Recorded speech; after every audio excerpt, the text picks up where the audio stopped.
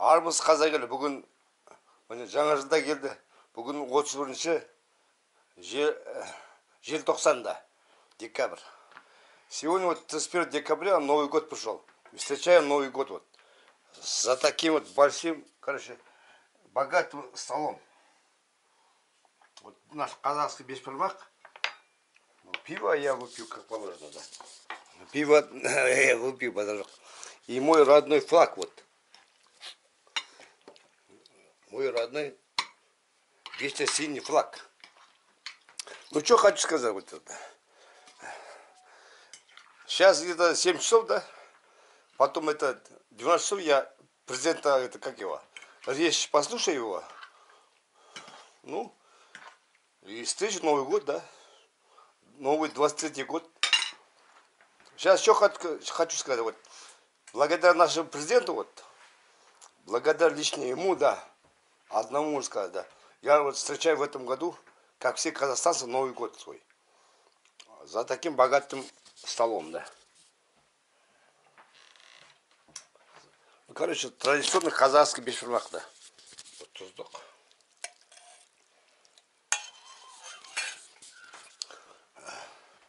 Короче, если бы не он, я думаю, вот этого Нового года мы не встречали бы, да. Вот в прошлом году вот ханкарские события, вот осталось до Хангтара 4 дня, это год будет. Если бы не он, 100% ваххабиты захватила власть, вот этот, своего поставили, вот этот, Нагматуллина, Сарта или Кожа или Татарина, да, президентом. И Масимов здесь свой Югурстан открыл бы, да. Короче, здесь бардак было. Вот это я думаю, вот этот весь бардак вот придумано нашим северным соседом, великим стратегом Пу. Да, он здесь хотел бардак сделать, потом напасть на Украину. И у него такой план был. Но здесь его бардак не получился, да. Но вмешались вот наш президент, оказался вот патриотом, казахом, настоящим, ну, как сказать, настоящим президентом, можно сказать, да. Он, когда вот, помните, вот Талибан там 2 триллиона долларов, Америка туда бухал, армию там, 300-тысячную армию создал. И, короче, их привезли с Америки своего человека, поставили его президентом. И этот президент продался на $1 миллиард.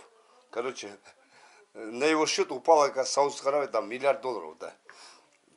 И, между прочим, когда он убегал, да, с Афганистана, ему представил самолет, вот наш Нагматуллин, Старт и Татарин, да. И он на его самолете улетел туда, в Саудовскую Аравию. Вот видите, какие у них связи, да, между собой. Вот я что хочу сказать, всем, вот, которые на правительстве сидят, на парламенте, да, Маджлис, вот акимом всех областей, вы вот существуете, можно сказать, ваша должность, вот, вы там движухи какие-то делаете, благодаря нашему президенту, я думаю, так. Если бы не он, вы где были бы сейчас, хрен знает, где вы были бы. И мы тоже хрен знает, где были бы. Я был бы сегодня, сидел бы здесь, я не уверен, да, в этом. И что хочу сказать. Нашему президенту Касым-Жомарт Токаеву я хочу сказать, ну, свою благодарность, да, за сегодняшний день от всего казахского народа. Я как казах, ну, текті рудан болғаннан кейін өзім айтуға имею право. Говорит про это, имею право, да, от имени всего казахского народа. Ну, желаю нашему президенту здоровья, счастья. Люби, наверное, не буду. Ну, что?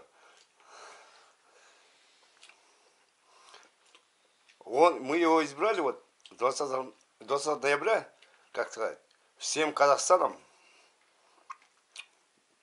как сказать, легитимным президентом, да, он народный президент, да, все народные избранные, да. И ему дали 7 лет. Пускай он за 7 лет это Демократическая Советская Республика Казахстан сделает конкретно как настоящим суверенным, да, и богатым, счастливым, да. Сейчас, я думаю, нас ждет вот хорошее будущее, да. Вот видим, этот северный сосед, как с Украиной воюет, да, и явно вот проигрывают, хотели за 30 завоевать, уже скоро год будет, да, 24 февраля год будет. как они с Украиной воюют. Я думаю, они проиграют, да, конкретно. И, короче, это, я думаю, вот 23 год нам много изменений принесет. Нашу, ну, нашу страну, вот, наш президент сохранил, как Зеленский, можно сказать, да, Украину сохранил. Если бы Зеленский убежал бы, да, когда вот напали Россия за 3 дня, сейчас это, как сказать, Украины уже не было бы, да. Россия там уже борзел бы конкретно, да. Путин это схвалился бы уже все. Ну, как сказать, благодаря одному человеку, вот, президенту Зеленскому и нашему президенту настоящему текте, вот, Касым-Жомарт Токаев Кемелұлы, вот, мы сохранили свой суверенитет, можно сказать, да. Короче, когда Новый год его речь будет, я поставлю, да. Сейчас параш я вот за таким Дастарханом встречаю со своим флагом Мәңгі көк ту. Благодаря ему, я ему обязан, как настоящий казак, патриот, текті казак патриот, мы все обязаны ему, да. Весь Казахстан. Благодаря ему мы, сказать, сейчас вот встречаем Новый год, да. У муслимов такого Нового года нет. Нашу страну сделали вот типа Афганистана, Ирана, да, муслимский, да. Мы благодаря ему, да, от этого отошли. Спасибо ему очень большое, да. Настоящий президент наш.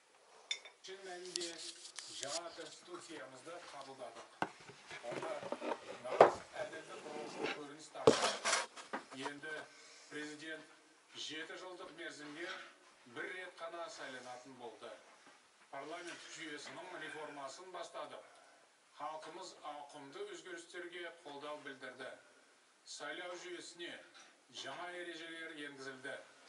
Президент сайлауы ашық және әділ өтті. Мұның бәрі еліміздің саяси жүйесін жан-жақты жаңғырта түсті. Әкімшілік аумақтық реформа жасадық. Абай, Ұлытау және Жетісу облыстары құрылды. Ұлттық құрылтайдың алғашқы отырысы өтті. Ең өзекті мәселелерді ауқымды диалог арқылы шешетін болдық. Республика күніне ұлттық мереке мәртебесі берілді. Биыл еліміз үшін несібелі жыл болды. 400 мыңға жуық сәби дүниеге келіп, көптеген отбасының шаңырағы бақытқа толды. Біз балалар жылында ұлттық қор балаларға бастамасын көтердік. Бұл өскелең ұрпақтың жарқын болашағы үшін жасалған өте маңызды қадам. Диқандарымыз 23 миллион тонна астық жинады. Бос жатқан 5 миллион гектар жер мемлекетке қайтарылды. Бірнеше ірі өндіріс іске қосылды. Мыңдаған жаңа жұмыс орындары ашылды. Қазақстан халқына қоры құрылды. Соның арқасында көптеген азаматқа нақты көмек көрсетіліп жатыр. Спортшыларымыз әлемдік жарыстарда көк туымызды желбіретті. Күрделі геосаяси жағдайда Қазақстанның халықаралық беделін арттырдық.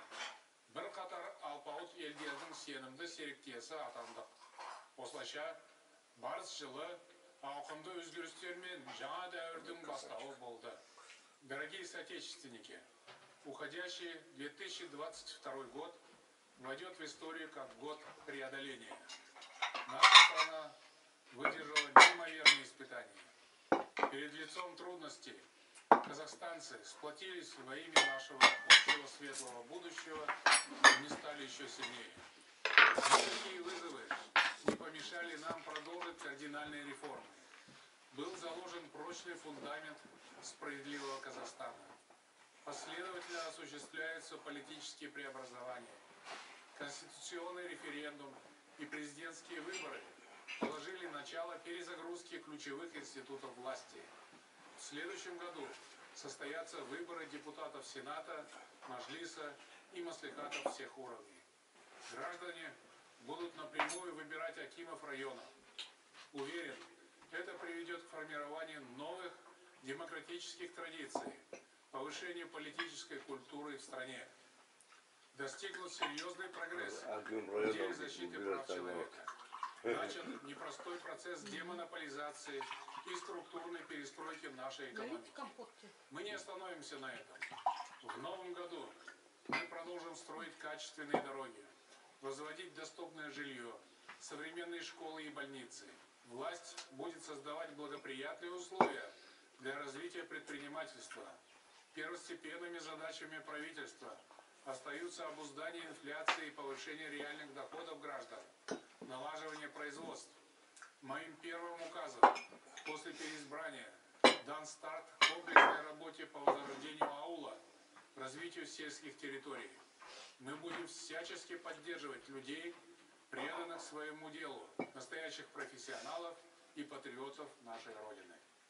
Герои нашего народа – это труженики предприятий и полей, ученые и деятели культуры, военные и сотрудники правоохранительной системы, инженеры и строители, предприниматели и спортсмены, меценаты и волонтеры, журналисты и сотрудники медиасферы и, конечно же, учителя, воспитатели, врачи, все медицинские и социальные работники.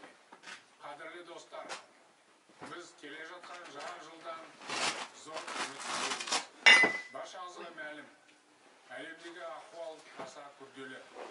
Соған қарамастан, келесі жыл еліміз үшін жемісті жыл болады деп сенеміз.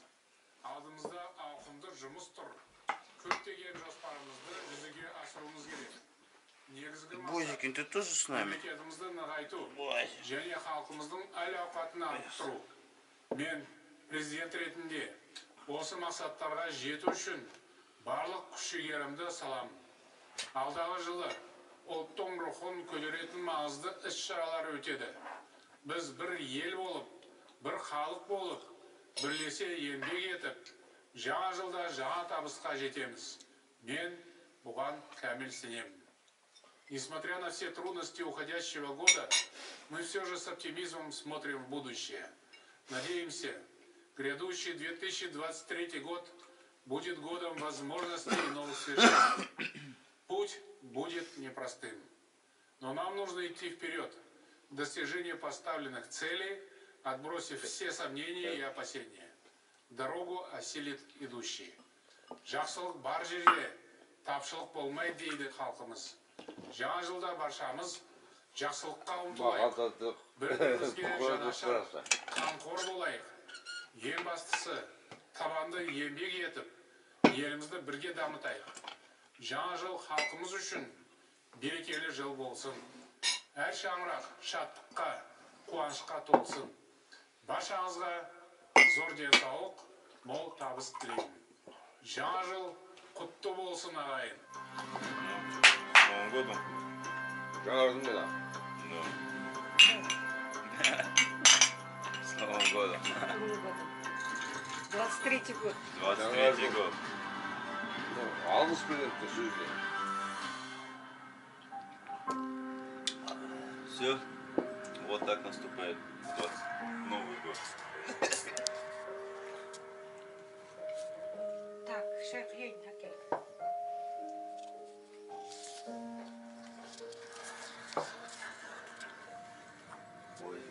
Базики с нами.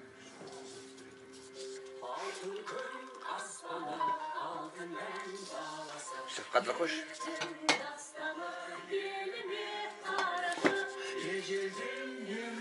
Hadi oğlum dur.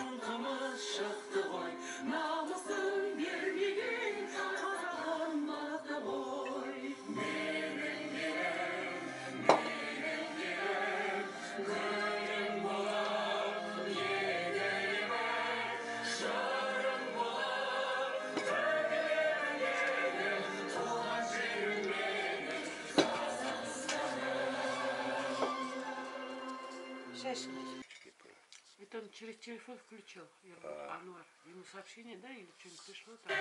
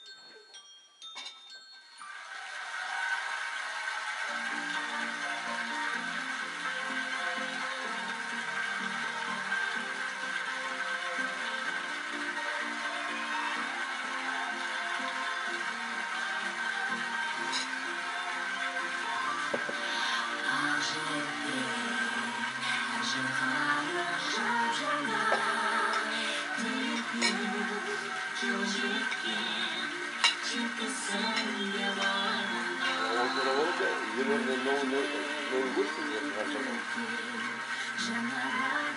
вот тоже, март